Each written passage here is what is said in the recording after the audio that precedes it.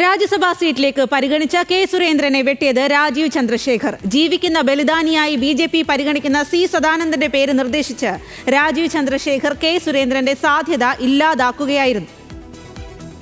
K Surendran, Tushar Vellappally എന്നിവരുടെ പേരുകളാണ് രാജ്യസഭയിലേക്ക് നോമിനേറ്റ് ചെയ്യാൻ ആദ്യം ഉയർന്നത്.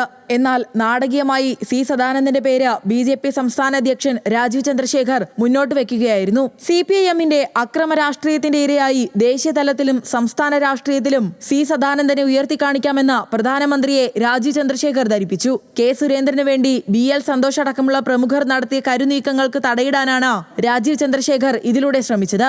ജീവിക്കുന്ന ബലിദാനിയായി BJP-യും RSS-ഉം പരിഗണിക്കുന്ന C സദാനന്ദന്റെ പേരുയർത്തിയത് വഴി ഇതിൽ എതിർ ശബ്ദങ്ങൾ ഇല്ലാതാക്കാൻ രാജീവ് ചന്ദ്രശേഖരന് സാധിച്ചു. പുനഃസംഘടനയ്ക്ക് ശേഷം സംസ്ഥാന പ്രസിഡന്റ് എന്ന നിലയിൽ തന്റെ അപ്രമാദിത്വം ഒന്നുകൂടി ഉറപ്പിക്കാനും ഇതിലൂടെ രാജീവിന് കഴിഞ്ഞു.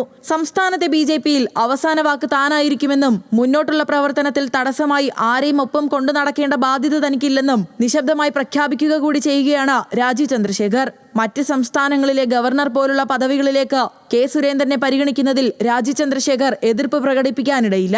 എന്നാൽ സംസ്ഥാന രാഷ്ട്രീയത്തിൽ മുൻ അധ്യക്ഷൻ ഇടപെടുന്നത് ഒഴിവാക്കാനാണ് രാജീവ് ചന്ദ്രശേഖർ പക്ഷം ശ്രമിക്കുന്നത്. ന്യൂസ് മലയാളം, തിരുവനന്തപുരം.